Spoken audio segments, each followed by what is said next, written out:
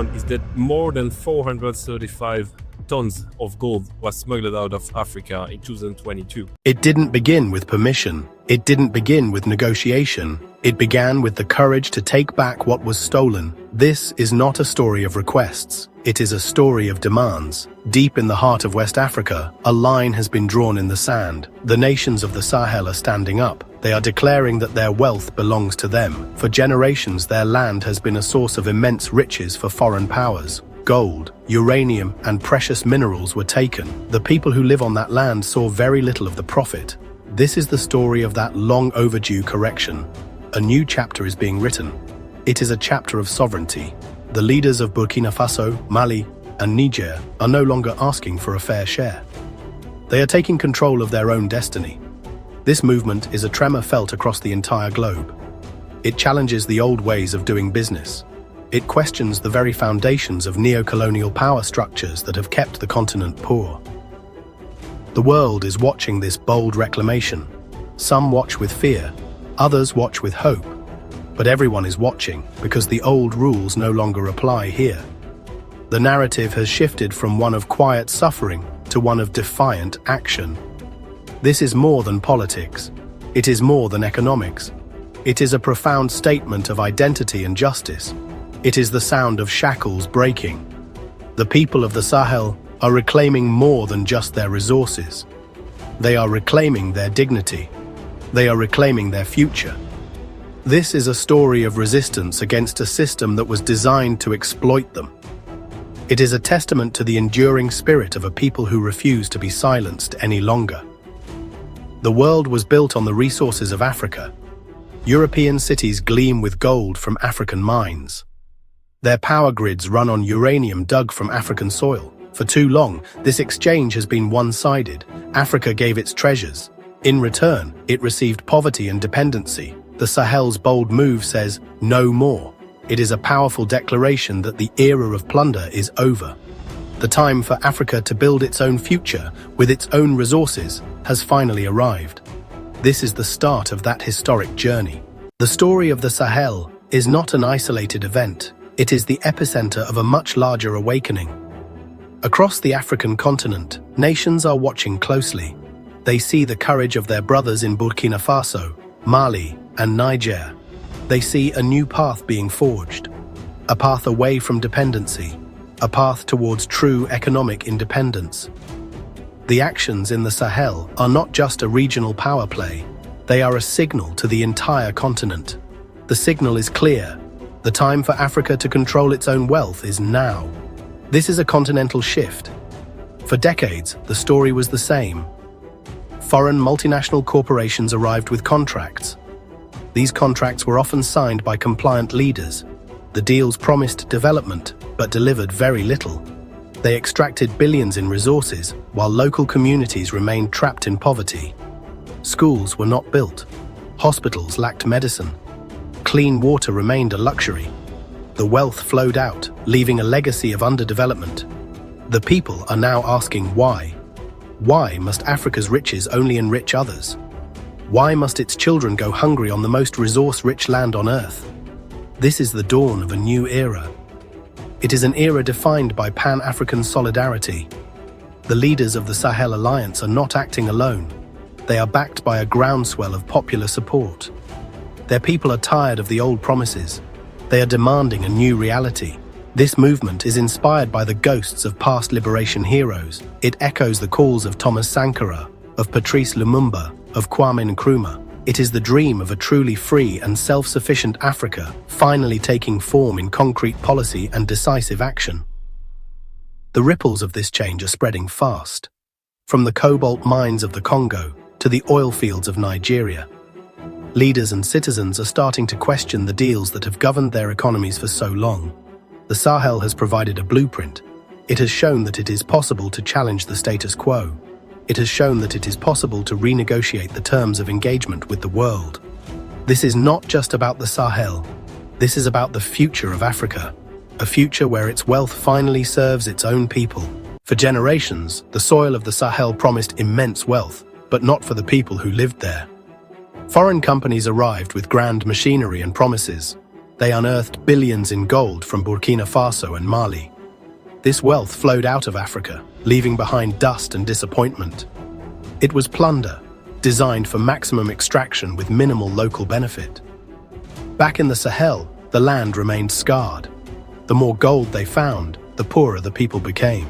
A constant reminder of a wealth they could see but never touch. While mining companies profited, the country received a fraction in revenue. The system ensured that the children of that land would inherit only its poverty. The story of uranium in Niger is perhaps the most glaring example of this exploitative relationship. Deep beneath the sands of the Azawak Desert lies a resource that has powered another nation for half a century. France, a global nuclear powerhouse, derives a significant portion of the electricity that lights its cities and runs its industries from Nigerian uranium.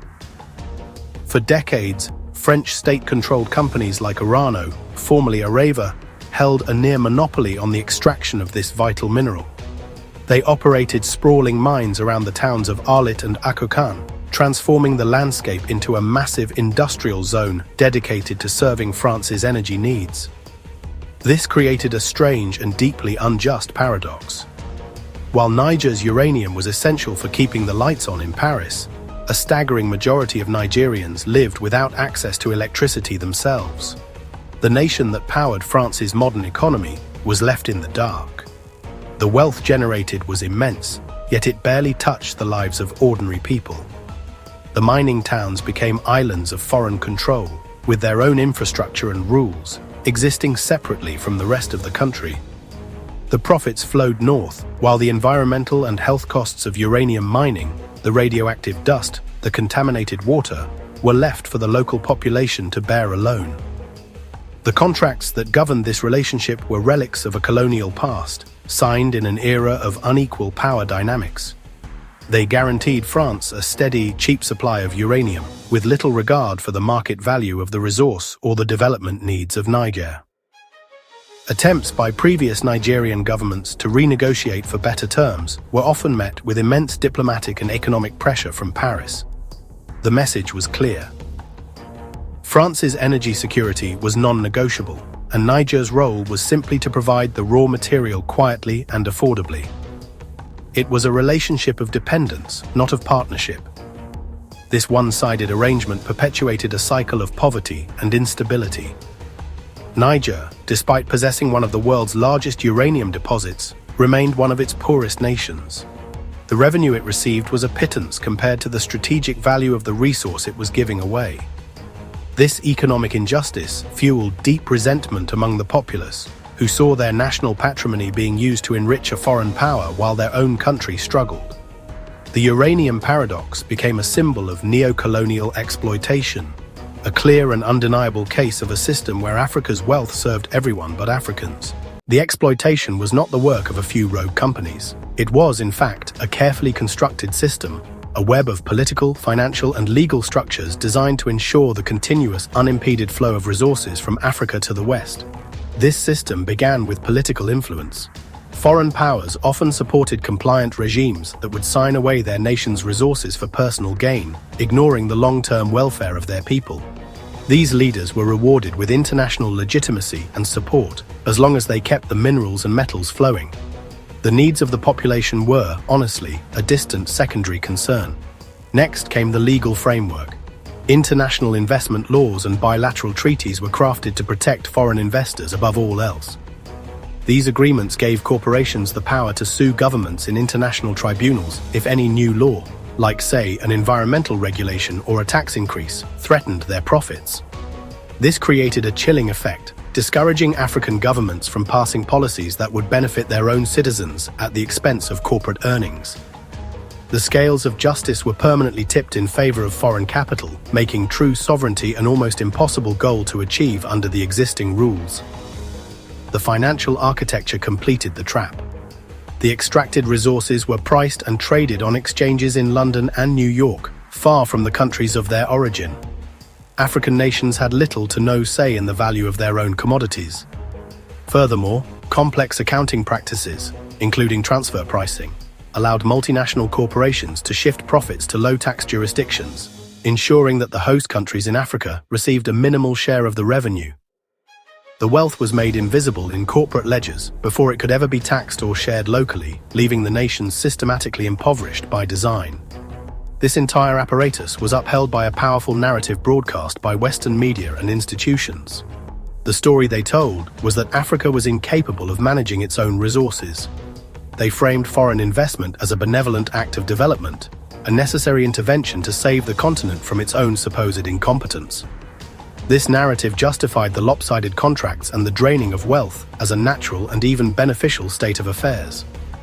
It was a system that not only stole Africa's resources, but also tried to steal its confidence, convincing the world that this exploitation was, in fact, progress. Then, the script was torn up. The old story came to a sudden end. It was a declaration. The military-led governments of Burkina Faso, Mali, and Niger, united in a new and defiant posture, made a public announcement. They announced that the era of plunder was over. The gold, the uranium, the land itself, all of it would now serve the people of the Sahel first. This was a moment of profound and irreversible change, broadcast for the entire world to see. The leaders stood before their people and the world, not as supplicants but as sovereigns. The silence of the past was replaced by a roar of defiance. For generations, the people had watched the trucks roll by, carrying their future away. Now, their leaders were finally stopping the trucks. It was the sound of a continent waking up. Enough.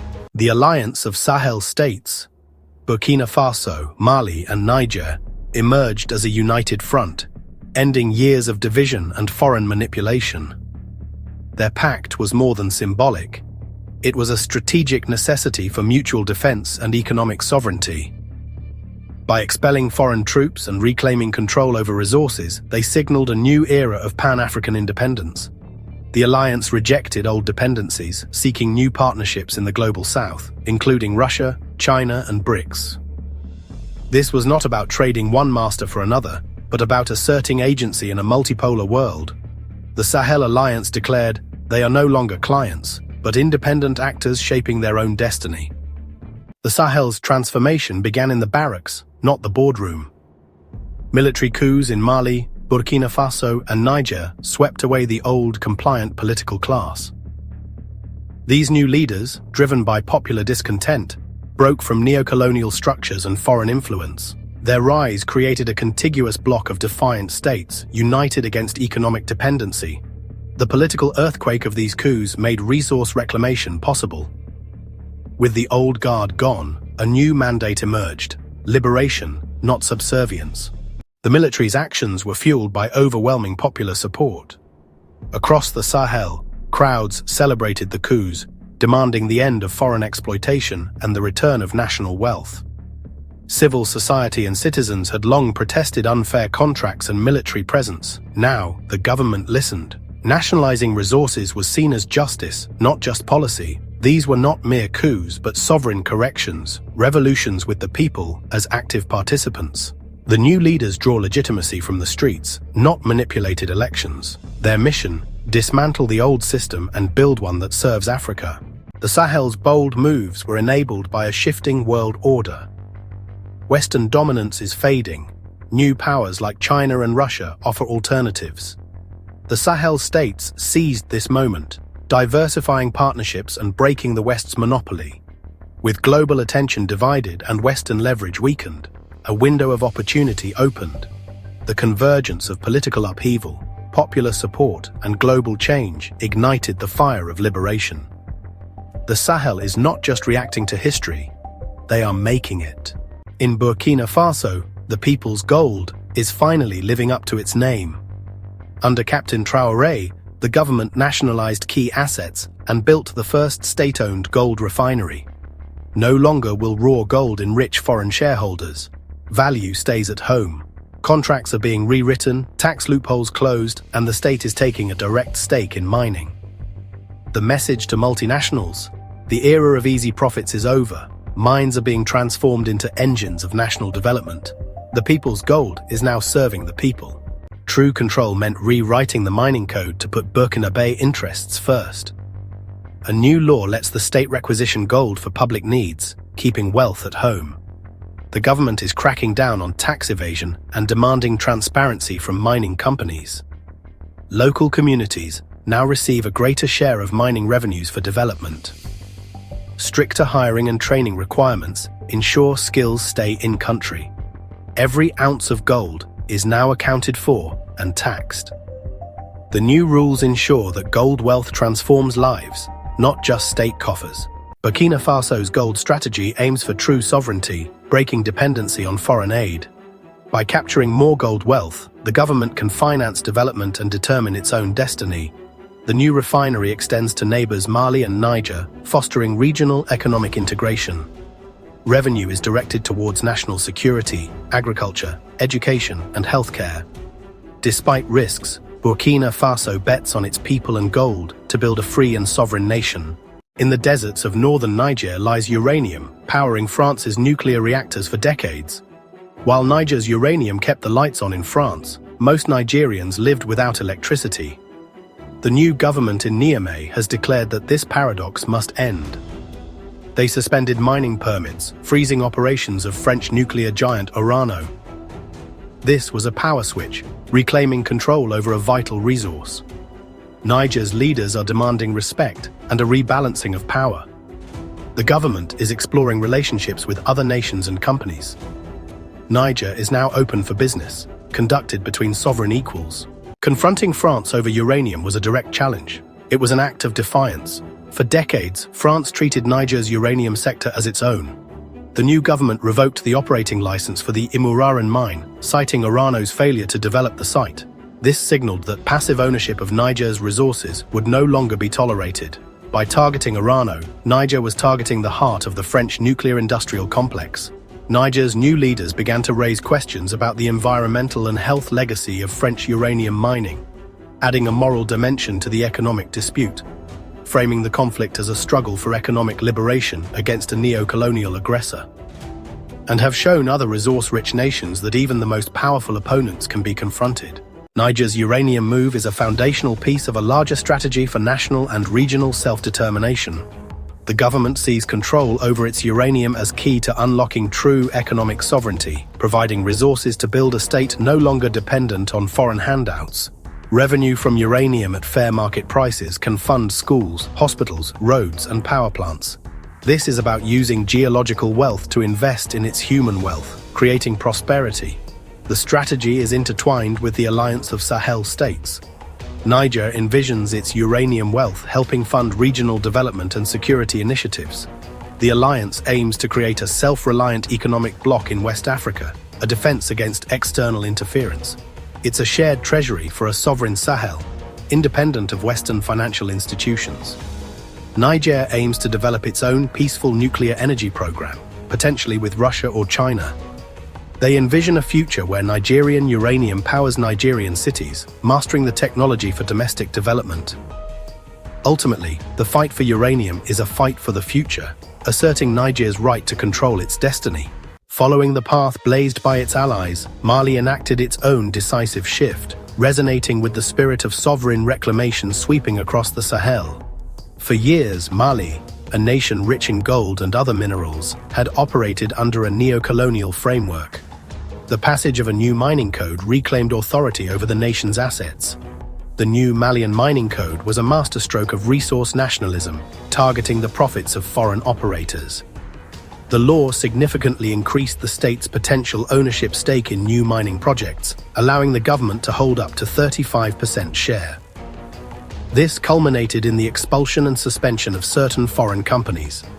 The Bamako Declaration was more than just a new set of laws. It was a philosophical break with the past. It was an assertion that the Malian state is the ultimate custodian of the nation's natural resources. The government framed this shift as a necessary correction to historical injustices, a way to ensure that the gold mined from Malian soil would finally contribute to building Malian schools, hospitals, and infrastructure. Mali strategically built new relationships, drawing a hard line with Western mining companies. The government turned eastward and southward, pursuing partnerships aligned with Pan-African principles. Strengthening ties within the Alliance of Sahel states, they opened doors to BRICS investors, particularly Russia and China. This pivot is a calculated geopolitical strategy to reduce vulnerability to economic pressure. Mali is positioning itself to have Russian and Chinese firms ready to step in, ensuring Mali is a key player in determining the value of its mineral wealth. Rooted in Pan-African solidarity, Mali champions regional integration, harmonizing mining codes with Burkina Faso and Niger. This is a conscious effort to build a self-reliant economic bloc capable of funding its own development. Mali is forging its own path, unapologetically Malian and fiercely independent, towards a future built on sovereign control. The West responded with a powerful weapon, the narrative. As Sahel states moved to reclaim their wealth, a coordinated media campaign began. The story framed it as a descent into chaos, military leaders as illegitimate, and puppets of Russia threatening security. This war of words aimed to control global perception and delegitimize the Sahel's revolution. Major news outlets pushed this narrative, ignoring decades of exploitation. The story highlighted loss of democracy and dangers of Russian influence. This framing was designed to isolate the Sahel Alliance and scare off investors. France led the charge, pushing for sanctions and attempting to turn neighboring states against the alliance. This diplomatic offensive aimed to strong-arm Sahelian leaders back into subservience. The narrative war was an attempt to discredit the revolution and prevent the spread of African self-determination. When narrative war and diplomatic pressure failed, the West turned to its most powerful tool, the economic squeeze. This campaign of financial coercion was designed to cripple the economies of Burkina Faso, Mali, and Niger, and force their governments to capitulate. The first lever pulled was the threat of investment withdrawal. Multinational mining companies, with the backing of their home governments in Canada, France, and Australia, began to publicly express grave concerns, signaling that the Sahel was no longer a safe place for Western capital. Some companies began to slow down or halt new investments, delaying expansion projects. They initiated legal challenges against the new mining codes in international arbitration tribunals, seeking billions in damages for supposed breaches of contract.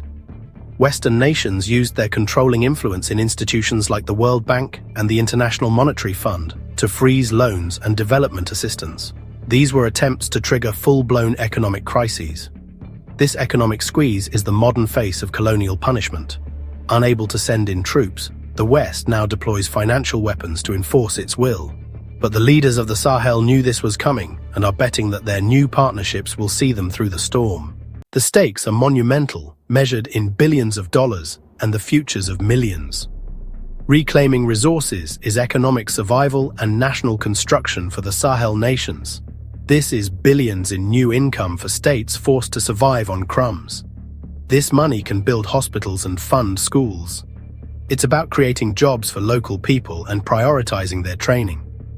A well-paid engineer can support their family and start a local business. The construction of a gold refinery in Burkina Faso is the beginning of a new industrial ecosystem. It stops being an exporter of raw dirt and starts becoming a producer of finished goods. Ultimately, the economic stakes are about breaking the chains of foreign debt and aid, representing a path to true financial independence. It is the freedom to build a future designed by Africans for Africans. The tremors from the Sahel are being felt across the continent. This is a catalyst, a spark. Leaders and citizens are listening. The Sahel Alliance has drawn a line for all of Africa, providing a blueprint for liberation. This is the beginning of a continental awakening. The Pan-African ripples are already becoming visible. The success of the Sahel's defiance has shattered the myth of Western invincibility. The world is hungry for Africa's cobalt and lithium. African nations are now realizing the immense leverage they actually hold. The Pan-African ripple effect is inspiring a new wave of resource nationalism. The Sahel Alliance has shown that unity is strength. The dream of a united Africa controlling its own destiny feels closer now than it has in decades. The Sahel has lit a fire. This is not a story about charity, but about justice. For too long, Africa has been viewed through a distorted lens. The Sahel Alliance shatters this narrative. They aren't asking for aid, they're demanding what is rightfully theirs, the reclamation of their resources. Wealth from African soil must build African futures through self-determination. This is a demand to be seen as a continent of proud nations with the right to prosper. Africa is not a charity case, it is a creditor. This is justice. For too long, Africa's treasures left its shores without feeding its children. The gold that should have built schools was locked away. The uranium that should have powered cities left communities in darkness. This was the great imbalance, the enduring wound of the post-colonial era. This unjust system has now been dealt a fatal blow in the heart of the Sahel. Burkina Faso, Mali, and Niger have drawn a definitive line in the sand. A new era has begun, where the wealth of Africa will finally serve Africa. It's the modern-day echo of the liberation struggles of the past. It is a future built on justice and dignity. This is Insight Africa, where the continent speaks for itself.